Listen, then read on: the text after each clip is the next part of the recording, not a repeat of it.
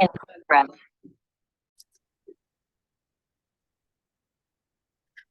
Good morning, everyone, and welcome to December's Brunch and Learn. This is an asynchronous session, and so we hope you are having a great day wherever you guys are at. Today, we want to talk about pathways to the future. We want to talk about 4 assessment tests that our students may be prepping for in our local programs as they prepare for their future, whether it's college, whether it's career, or whether it's military. So today we're going to do a deep dive into the AccuPlacer test, the ASVAB test, the Parapro, and the Praxis Series Test 1. Let me just real quick introduce myself and my colleague here. My name is Dr. Rebecca Hannon, and I am a curriculum specialist for the state. I work out of Aiken County, and I will throw it to my partner here real quick. And my name is Jennifer Claughley. I am also a curriculum specialist, and I work out of Tri-District Adult Education. Great. All right, as I said, today we are looking at the AccuPlacer, the ASVAB, the Praxis, and the Parapro. And probably for many of us, we have a little bit of experience with this. A lot of us as educators probably had to take that Praxis Series Test 1. It may have been, I know for me, a little while ago.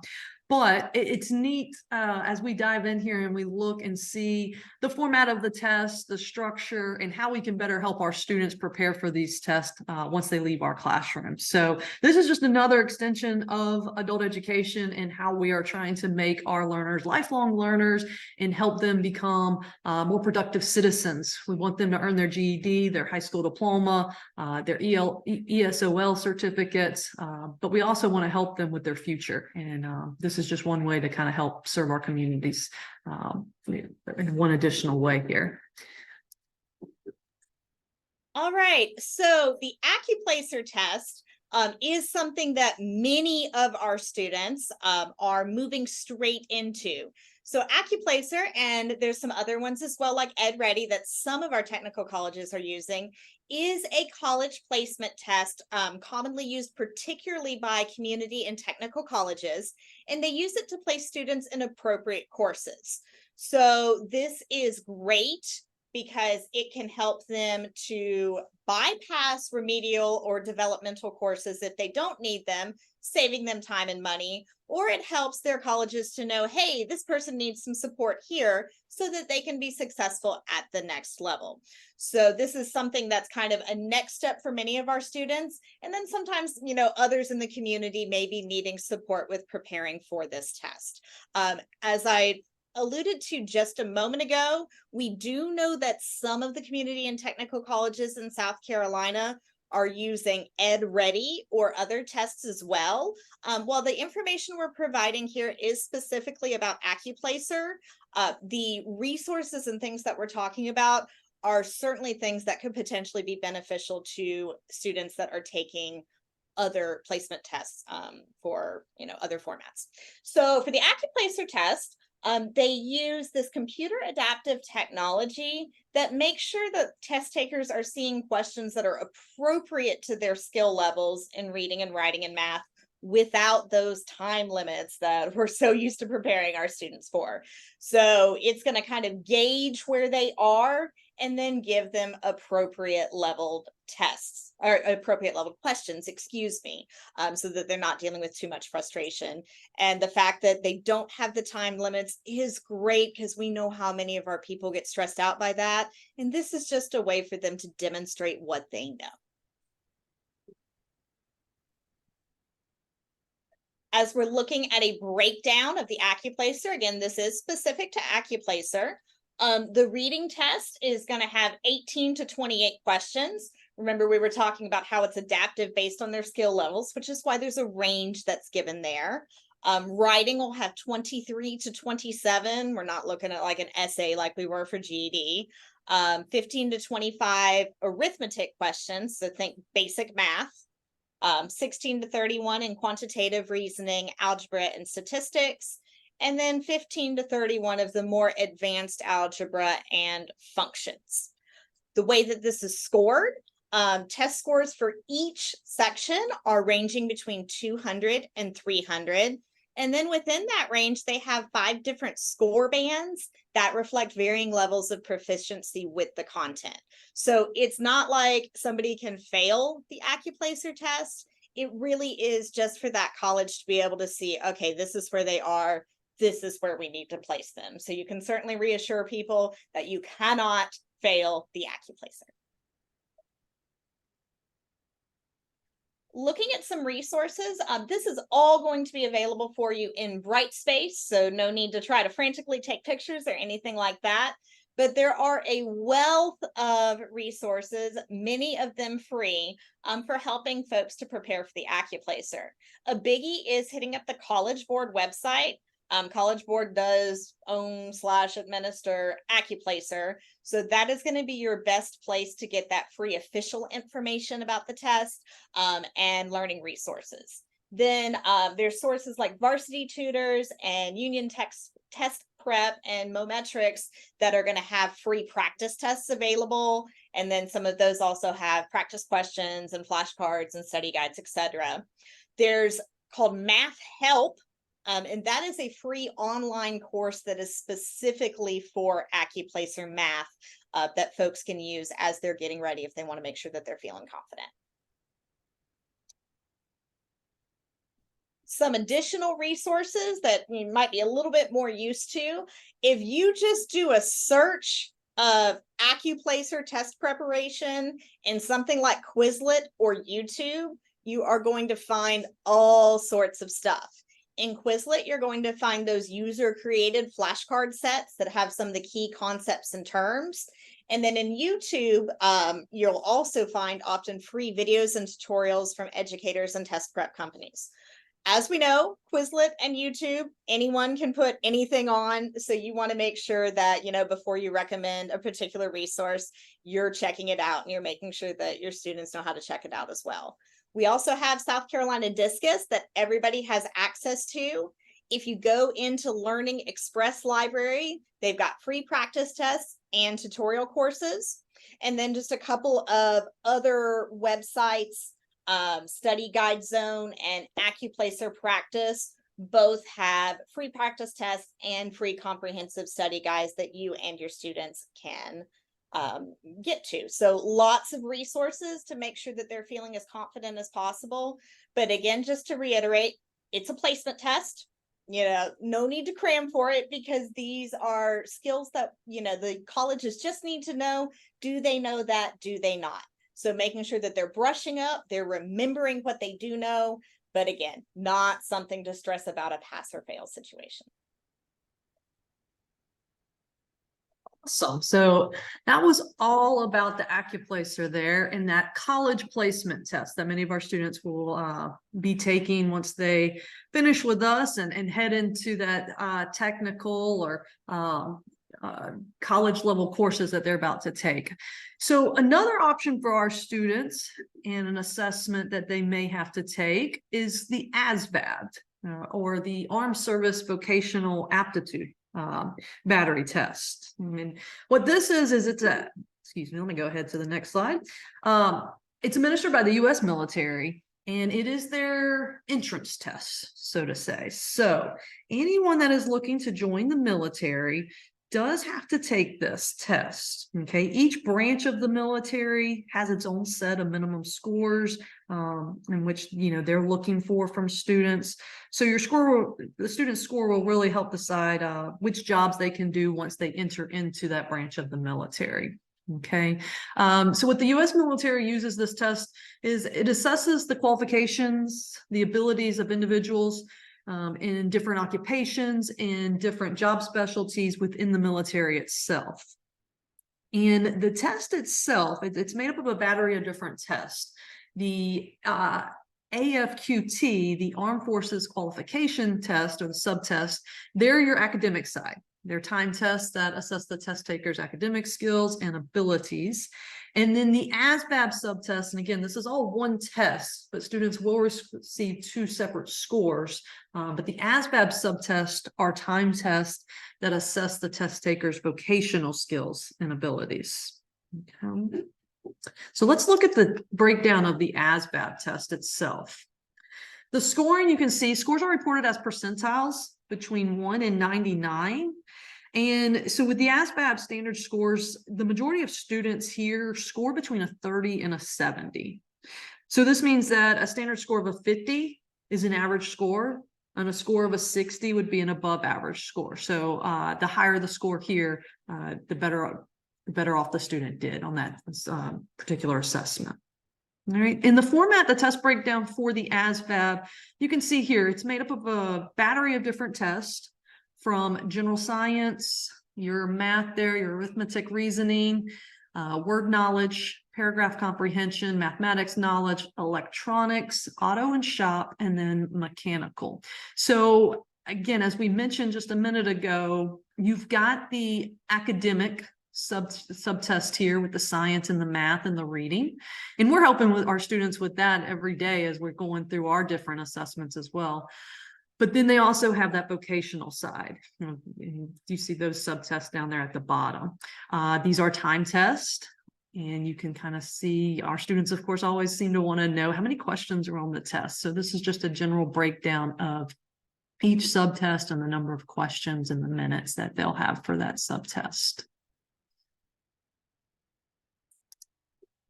And much like we did with the AccuPlacer, you have a list of resources here. So if you have a student that wants to join the military after they finish your program, we've tried to locate some resources to help you prepare in class, maybe an engagement piece here to help your student along. These are all free resources, much the same as we showed you with the AccuPlacer here. And this set of resources will be uploaded in Brightspace, so you'll have access to that. But you can see here today's military free test information and study guides. That was a really neat website to check out, especially for someone that, me personally, I don't have a lot of experience with the ASVAB. And so if you're just looking to gain some more information on the test itself and kind of see what your students will be seeing when they take that test, that's a neat place to look. Today's military there. All right. March to Success, you can create a free account and there will be some online courses there to help your students with the ASVAB. That Union Test Prep is a phenomenal website that offers instruction on a lot of different assessments from GED. I believe they even have a TABE practice there. They had the AccuPlacer. They also offer ASVAB resources there. And again, these are all free. All right, and then 2 other additional websites down here at the bottom, military.com, free test information and study tips, and that asvabprep.com. And let's see, these are, again, we have this term AccuPlacer, and it's the same as the AccuPlacer, but here you'll find ASVAB materials as well. Quizlet, if you used to do a simple search like Jennifer said, instead of putting AccuPlacer, put ASVAB. You can access that material there. Great vocabulary practice for your students. YouTube, and as Jennifer said, please be mindful, view the material before you show your students, just because anyone and everybody can upload. SC Discus, they have in that Learning Express library, all your vocational assessments are there.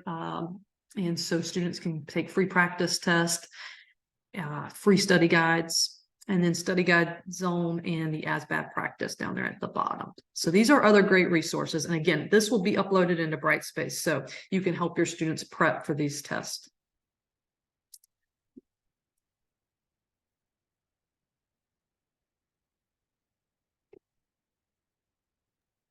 Talking to myself. So the Parapro assessment, paraprofessional assessment, is done by ETS, Educational Testing Service.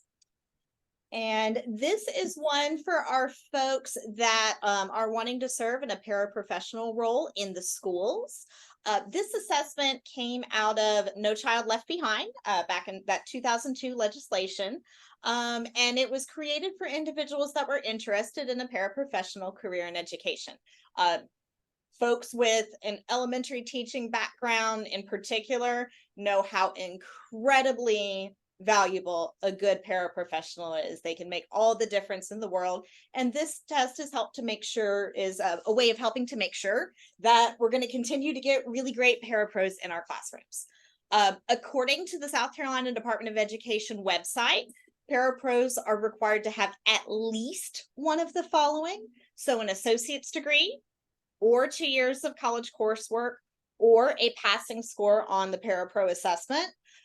As usual, we know that different school districts and different settings can have different requirements for that. So if you're working with folks that are looking at this, make sure that they've taken a look at exactly what the requirements are in the context where they are trying to work.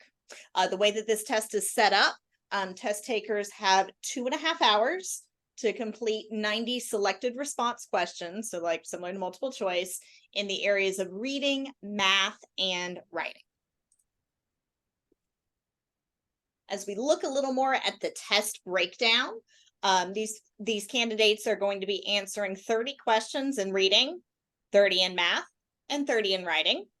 The scores on this test are ranging between 100 and 300, with most states and most school districts looking for what they consider to be a passing score of 250. But again, always encourage your folks to check with where it is that they're trying to work to make sure they know what those local requirements are. Moving on to resources, similarly as we talked about with the other tests, obviously you can go right to the horse's mouth and go to the ETS website, where you're going to find that free official information with the format, the registration details, and the sample questions. Like we looked at with AccuPlacer, Varsity Tutors and Union Test Prep and Mometrics all have great free information. If you're in Varsity Tutors, make sure that you're looking under that professional certifications area. But again, all three of those super valuable with practice questions, study guides. Mometrics even has lessons and some videos and some flashcards too, so really great. And then again, same section that you're used to before. Quizlet and YouTube have a wealth of things. Same disclaimer, make sure that you can tell that it's reputable before you're recommending it to your students. And then this one we know is reputable always, South Carolina Discus again.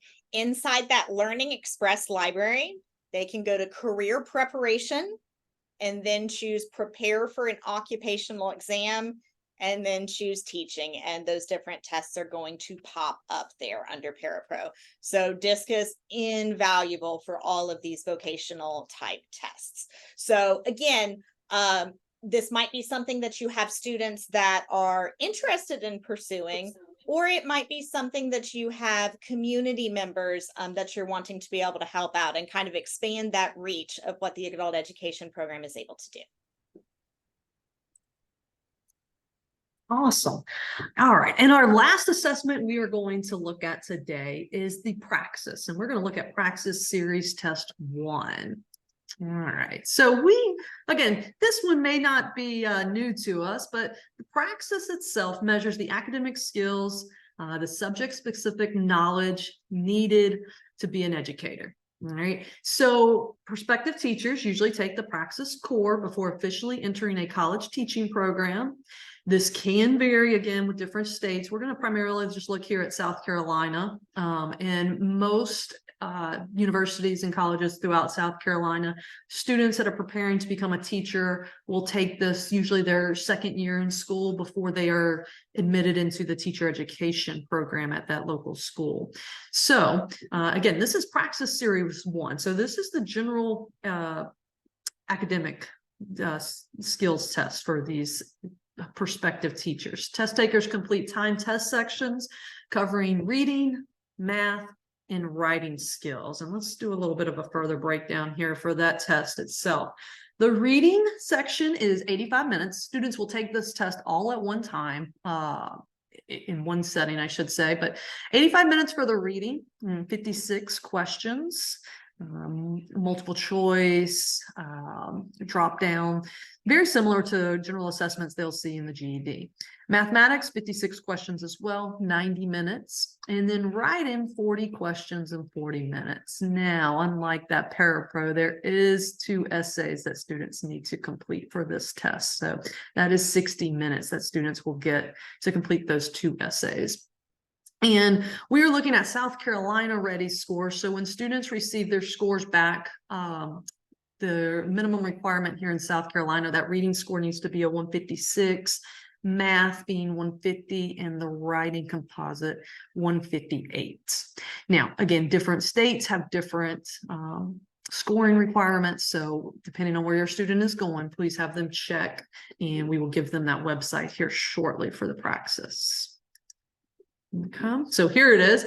That ETS administers Parapro, they administer Praxis, and they administer a lot of other tests we know. But if you go straight to the ets.org website and then you select Praxis test, there you'll find free test material. You will also be able to link out to different states and different state requirements. Here as well, if you are helping your students or just showing them this material for the first time, maybe just introducing them to these assessments that they'll take later down the road as they, prep for their future careers. ETS is a great website because it has just a wealth of information. You can also show your students all the other Praxis tests. I don't know how many there are. There seems like there's hundreds of Praxis series test to become an educator, because once the student passes that Praxis series test 1, those basic academic skills in reading, math, and writing, then of course they have to go on maybe a year or two down the road when they're getting ready to graduate from school. Before they become an official teacher, they have to take the Praxis series 2 test, and that will be in their specified area that they're going to teach in. So whether it's secondary, and then they'll pick the subject, social studies, science, math, so forth, they could do an elementary Praxis series 2 test. So ets.org will kind of show the students kind of what to prepare for, what they had to look forward to. And then they also have material for that final Praxis series test, that PLT test that many students will have to take further down the road too, once they become a teacher. All right, some other great resources to utilize if you are helping your students prepare for the Praxis test. Khan Academy, we love Khan Academy. We know we use it in our own classrooms for our daily instruction. But Khan Academy also does have some Praxis core material there as well, some free video lessons and practice questions for your students. And much the same as we've highlighted throughout, your big 3 down there at the bottom, when you go to those 3 websites there at the bottom of the chart, if you look under professional certifications, or you do this, use the search bar to type in the Praxis test, you will be linked to numerous practice tests, study guides, video lessons, and so forth and so on. And again, the great thing, and I've said it before, but these are all free. So love that. All right, and just a few more. We've already highlighted Quizlet, YouTube, and SC Discus. And again, with SC Discus, I do want to quickly say, so this is when you go into SC Discus and you click on that library of resources, and you have that list of different areas where you can kind of explore, and there's different avenues. You're going to go to Learning Express, and in Learning Express, you got to make sure you go to career preparation, and then prepare for an occupational exam, and that's where you will find this this material. As always, Jennifer and I will put our contact information into the Brightspace. It's actually on this PowerPoint, but you will have that linked as a resource as well. So if you have any trouble finding material that you are preparing to try to help your students, please reach out to us and we can try to help you navigate to that. But one other quick website here for Praxis that we haven't mentioned, I don't think yet, is the 240 Tutoring. And this is a neat website. It offers study guides, lessons, and quizzes. Again, you've got plenty of material to help your students prepare for these different assessments. And that is going to conclude our Brunch and Learn today. Jennifer, do you have anything you want to add? Just first of all, thank you for being here and listening. And I did just want to just a general encouragement to folks. We spend a lot of time thinking about getting them across the stage with that GED or having finished that high school diploma.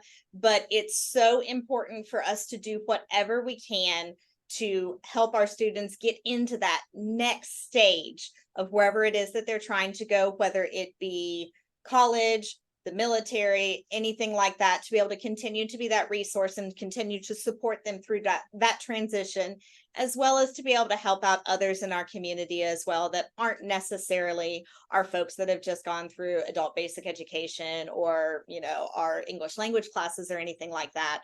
So just encourage you just to kind of be open to whatever you can do to help get your folks where it is that they want to go. It's awesome. Well, thank you. As Jennifer said, thank you for watching and attending this session. You're watching virtually now, but please reach out. We put our contact information back up here on this home screen here. So if you have additional resources that you would like to share, again, please share them and we will get them out to everyone. If you have any questions or issues with navigating to these free websites, again, please just let us know. And thank you guys. Bye.